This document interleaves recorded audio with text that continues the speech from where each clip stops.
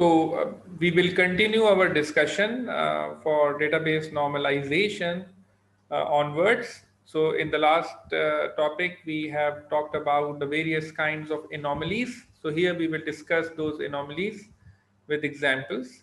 Let's take an example of an employee relation or employee project relation. And in the employee project relation, we have the employee number, project number, E name, P name, and number of hours. So let's take an example of an update anomaly. Changing the name of project number from billing to customer accounting may cause this update to be made for all 100 employees working on the project.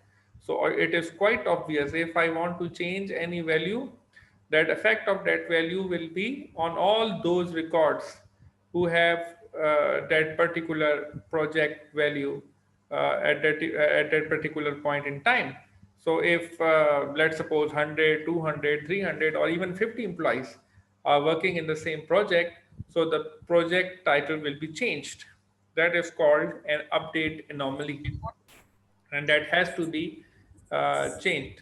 So that was the same concept which we have discussed earlier on, and in that case we have seen in the Excel sheet that how that update can create a problem if you change a value, and that if that value cannot be changed in all the other records, then it will create an update anomaly, and obviously that will create inconsistency. It means that in that particular case, it is quite possible that at for two different locations, we have different values of that particular attributes, or two different values of the same attribute will be represented, which is called data inconsistency. So those update anomalies must be handled in this relational model as well, and that can be handled through the normalization process as well.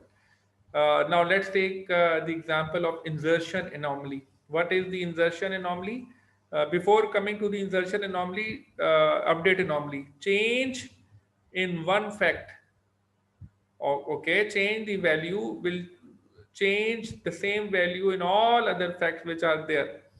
Okay. Similarly, if we talk about insertion anomaly, so if you want to insert a particular theme or a particular fact in a relation, then you can only add this fact if that other fact is there. Let's suppose if you want to add an employee, so in whatever project he is working, if that project is there, only then you can add that employee. Otherwise, you cannot add that employee. If you have mixing of attributes, you have this problem. That is called insertion anomaly. And in other words, you can say that in insertion anomaly cannot insert a project unless an employee is assigned to it.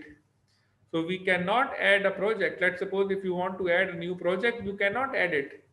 That let's suppose the project number 109. That project number 109 cannot be added into this relation until there is an employee who can work in that project.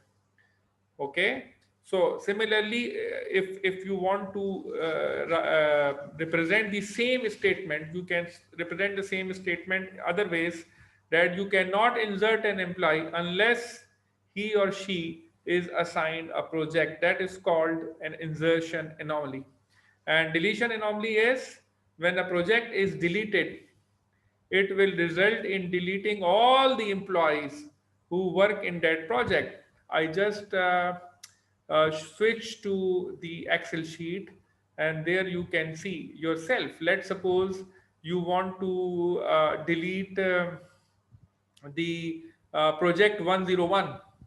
So if you want to delete this 101, you have to delete this for all those employees who work in that project. So there is one more employee, that is Ali. So that can also be, so that will also be deleted. So in that case, both of these rows will be deleted. That is what that is called deletion anomaly. So going back to our topic, so these are the three kinds of anomalies which might exist within those relations. Now we will discuss the concept of the update anomalies in the case of this relation, and we can also try to understand the concept of functional dependencies. Here you can see it is written FD1, FD2, FD3. What does it mean? FD means functional dependency. Functional dependency always exists among the attributes, and that can be represented. Let's suppose if I want to show you how it can be represented, that is represented within the attributes. For example, in this relations we have these attributes which is there in blue. So let's suppose if I want to know that what is the relationship of employee number, EMPNO. So there we will see the relationship of employee with, let's suppose, EMP name. So with attribute to attribute. So let's suppose with employee number and contact, with employee number and designation, with designation and salary, so on and so forth. These are all what? These are all called functional dependencies. There we will have a definition in the next slide, and there we can have more explanation. But here, where various kinds of dependencies are also there, and those represented dependencies here are representing in terms of arrow. So what does it mean? This means that they both combine together. SSN and P number determines the hour. So we can use some, okay, I can use the whiteboard to explain the concept. So let's hear. So the what we have observed over here in this case, remember this diagram first. I can show you the SSN number and P number both can determine the hours. So if you have both the values, only then you can determine the hour. So how we can represent in this thing with the whiteboard? So here, okay, I'll show you how it can be represented. So it can be represented as SSN. You can say the SSN and the project number. So I will put the bracket over here, and here I can say this can uh, this will determine what it determine. Okay, I can show you. So that can be showed with an arrow. Functional dependency always showed by an arrow, and what it determines? It determines hours. That is the functional dependency. It means as if you have the value of SSN and the project number, you can determine the hours. Similarly, there is another dependency here in the same table. You can see, I can put it over here, that that SSN that SSN determines. So here I can write in this manner, determine what? Name. So SSN determines name. Okay. Uh, Project number. Here I can say the project number. Sorry, project number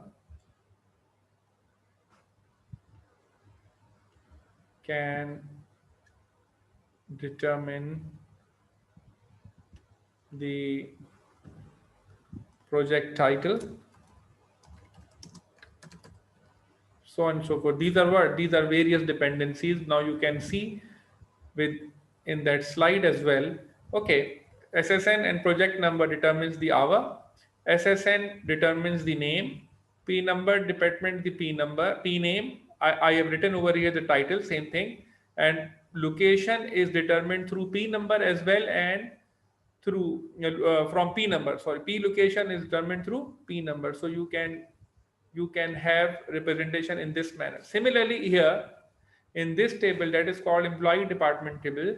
So from SSN you can determine E name. It means you can say that SSN functionally determines the name or SSN determines the birth date as well, or similarly the address, and D number determines the D name, and D number name or D number determines the manager SSN.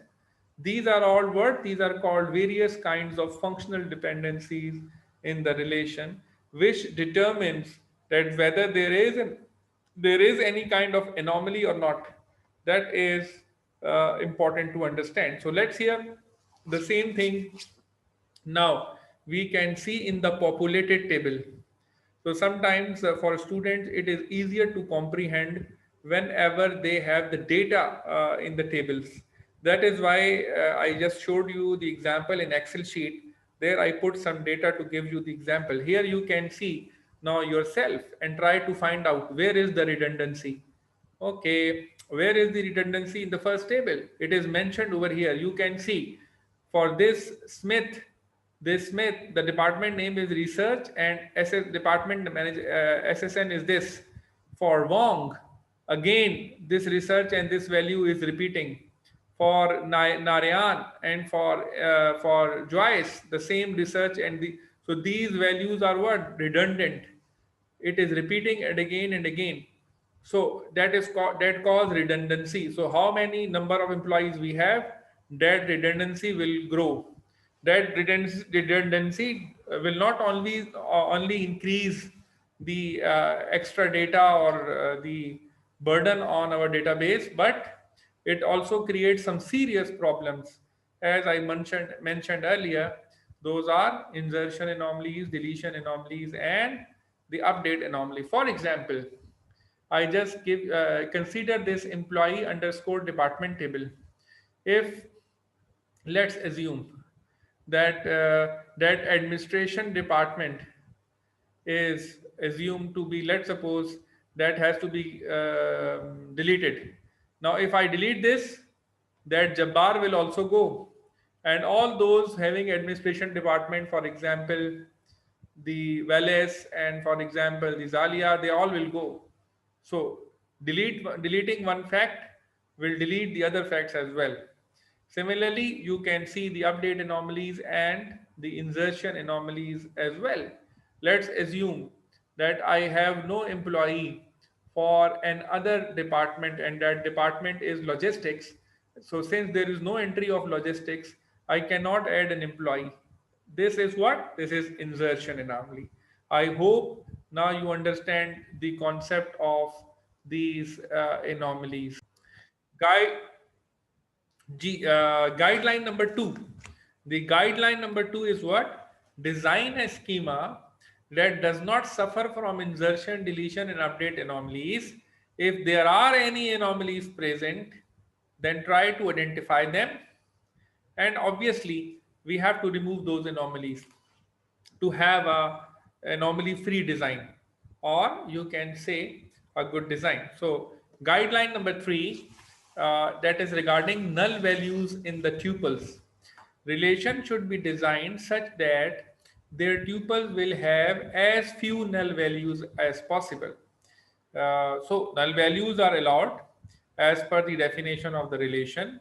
But what is the guideline? The guideline is that you do not allow null values without taking any consideration, and you just say, okay, null values are allowed, and you'll having those null values in your relation. That will create a problem in your design. Okay, so please be careful that only allow null values where it is necessary.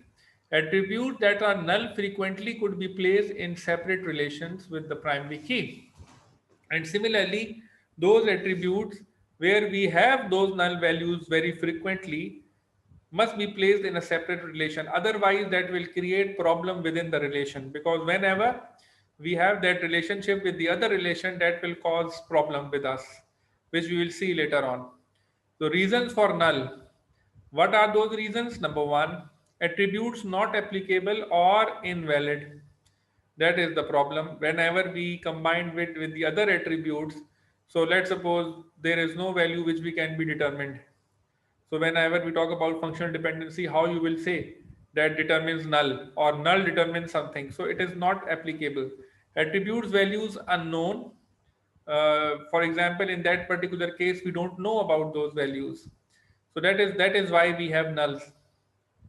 We don't know about a particular value of the attribute, so we keep it null.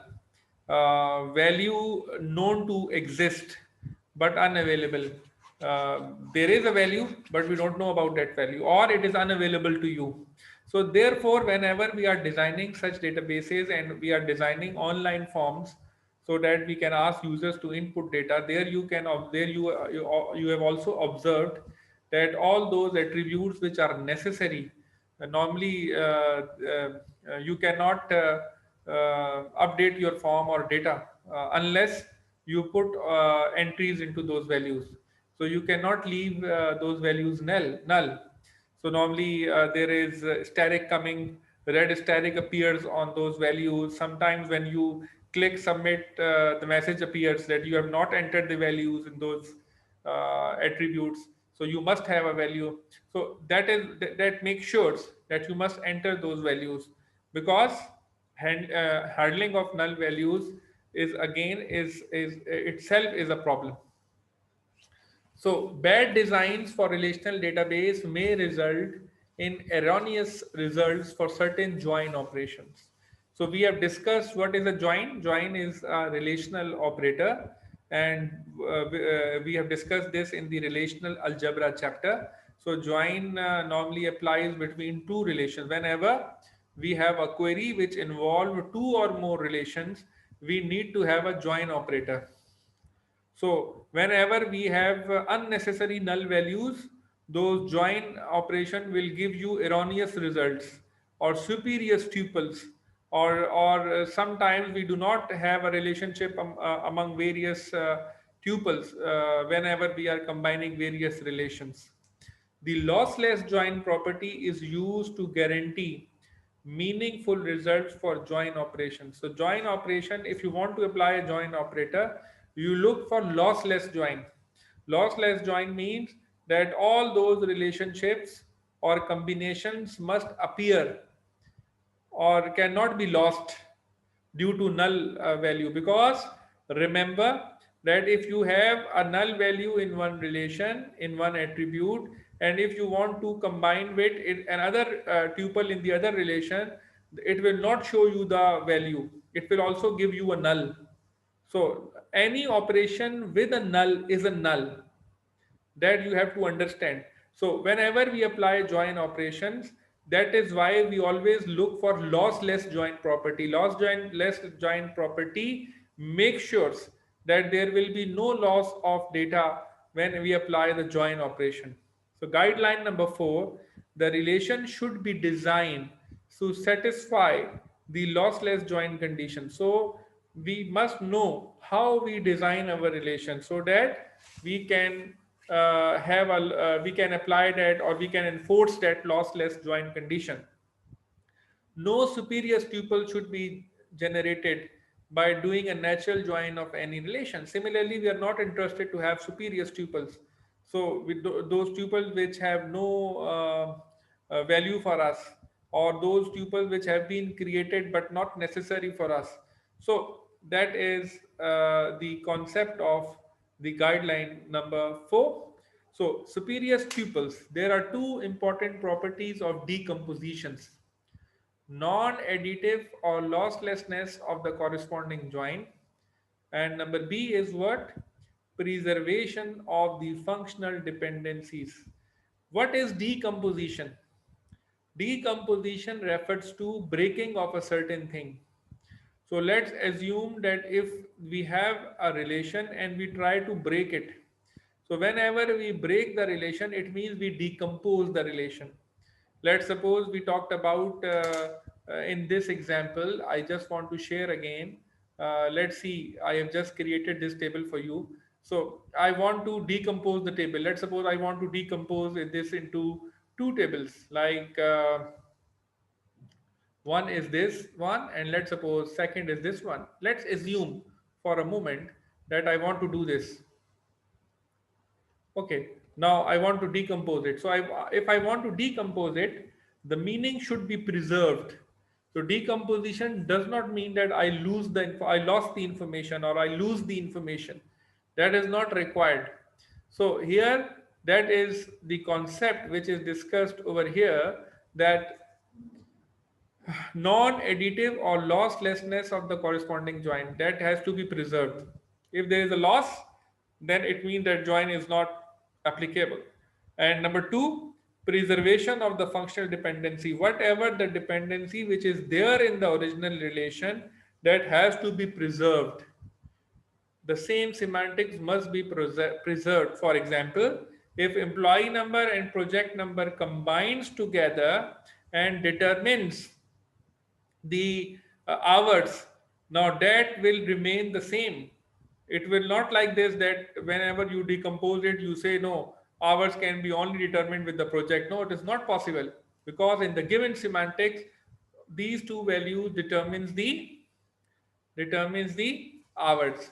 Note that the property A is extremely important and cannot be sacrificed. So we cannot sacrifice the losslessness property. Now property B is what? Is a less stringent and may be sacrificed. See chapter number 15, we will see later on as well, that in detail, that in some cases, whenever we decompose the tables, in some tables we might define it, the function, we break the functional dependency, so we can have new tables as well. So there we have some relaxation, but in part A we do not have any relaxation. Now what functional dependency is? Functional dependencies are used to specify formal measures of the goodness of relation design. So functional dependency is what is used to specify a formal measure of the goodness. So how good is your relation is, or a relational design is determined by your functional dependencies. How you have defined your functional dependencies. Let's assume that I am talking about any problem, and let's suppose take an example of a university database. So I just whenever I go through with this design, I just discuss with you. Let's suppose, okay, how we determine the course title. So you will say, sir, the course title will be determined by the course code. Let me know the code, I will tell you the course title. Or you can also say, sir, this is also possible both ways. If you tell me the course number, I can tell you the course code. And if you tell me the course code, I can tell you the course number. Similarly, you can say how you determine any student name. So you can determine any student name with respect to its seat number or a roll number. So you can say, sir, the roll number determines the student name. Sir, course number determines the course name. Similarly, if I ask you how I want to know about your marks, let's suppose in the database course. So how this is possible? Can only a database can only the course number determines the mark? No. Why? Because let's suppose the course number is 520. 520 does not determine the marks. 520 determines the course title. Okay. So what determines the marks? Only the seat number of the student? No, because there are so many other courses. So you will say, sir, the student number, the roll number or the seat number combined together with the course number, then you can determine the marks. So it means that EP number, let's suppose 19017, comma, course number 520, they both determines that he or she may have 75 marks. So that is what? That is, these are what? These are dependencies. These are called functional dependencies. So if you have a proper definition of functional dependencies, that will give you a good measure of your goodness of the relation design. Uh, and keys, primary keys play a very vital role when we talk about normal forms in the later slides. Are constraints that are derived from the meaning and interrelations of the data. Okay, these are all. There are also constraints that can be derived. How they can be derived from the meaning of interrelationships of the data attributes. There are constraints. You can see, oh, this determines this. This determines this. These are what? These are conditions which are there with respect to a business problem, with respect to a business constraint might be, or with respect to the given design. So we have various constraints, and according to those constraints, we can identify those relationships. So, formally, what is the definition of the functional dependency? Not just focus what is there in the blue, that it says that the set of attributes X functionally determines a set of attribute Y. What is X? X is one attribute, Y is another attribute. X takes some values, of course, and Y also takes some values. So what it says, the set of attributes of X functionally determines a set of attributes of Y if the value of X determines a unique value for Y. So the value of X determines a unique value for Y. If that condition is there, then you can see that they have functional dependency, and then you can write, if this is true, then you can write this thing. You can say that X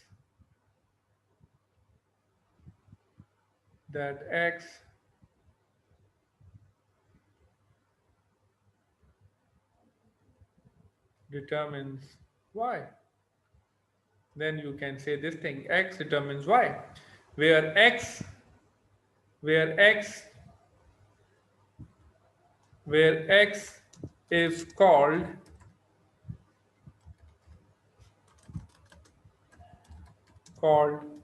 determinant, where X is called determinant. So because X determine Y. So always remember, it is not necessary that if X determines Y, Y also determines X.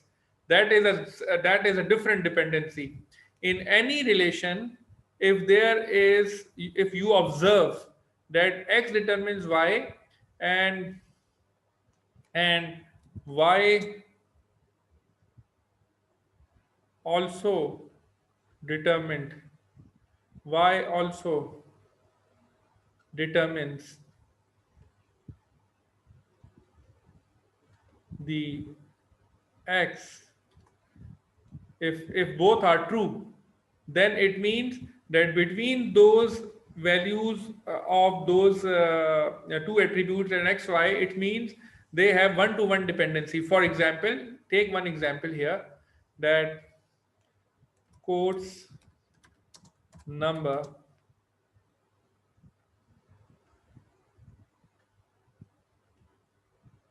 determines course title, and it is true because the reverse is also true, but in other cases it is not necessary. So it is a one-way relationship, it is not a two-way relationship. I just give you one example here where we have it is true from both sides. So it means there is 1:1 dependency between these two attributes. So you can say this. So if you have a course number, you can determine the title. If you have the title, you can determine the name. But in case of student roll number and name, from student roll number you can determine the name, but from name you cannot determine the roll number. And you can just put the data in two columns and see whether that semantics which I'm telling you is true or not. You can easily identify. Okay, so that is the concept for the functional dependency. I switch back to the functional dependency. That is the definition we have just heard. So defining functional dependency now in more detail, that X determines Y. How we read this? Whenever we read this statement, we read in this manner. We can read in two or three ways, but okay, I'll give you all the ways.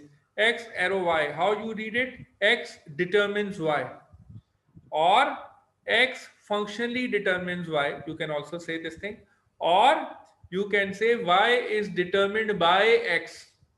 So normally, whenever I read this FDs, I normally read in this manner: X determines Y. So I can say that X determine Y holds if whenever two tuples have the same value for X, they must have the same value for Y. If the tuples have the same value of X, they have the same value for Y.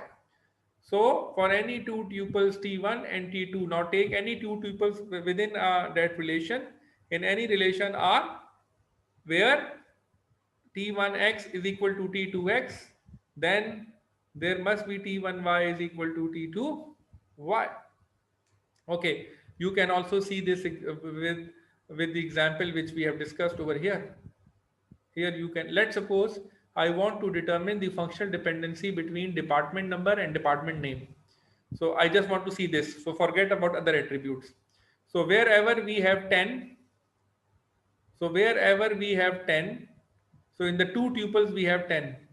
So in both the tuples, the department number value is also same, finance and finance. So it means that this functional dependency is true for this. That is true. Okay, so that is the case. But let's suppose if you want to have you want to see this relationship with the other attributes, you might have different values. So it's up to you that how you want to see those functional dependency relationship among various attributes. So that again, X implies Y in R specifies a constraint on all relation instances. So if this is true, it is itself is a constraint which is there, and that will remain the same. That will not change. The representation I already showed you with an arrow. So that is there. There are some examples that from social security number you can determine the E name. This is true. From project number you can determine the P name as well as the location. This is true in the company schema. And the SSN and the P number can determine the hour. Yes, this is also that also holds. So FD is a property of the attributes in the relation R. The constraint must hold on every relation. So that will remain there. That constraint will be true for all those tuples which are there. So let's suppose if K is the key of R, then K functionally determine all attributes in R. Very simple. So let's suppose if you have defined employee relation, in the employee relation, the employee number, let's suppose you have formed employee number as key. So employee number must determine all other attributes which are there. Okay. So that is something which you need to understand. With this, I conclude this lecture over here, and we will have next lecture in continuation of this one soon.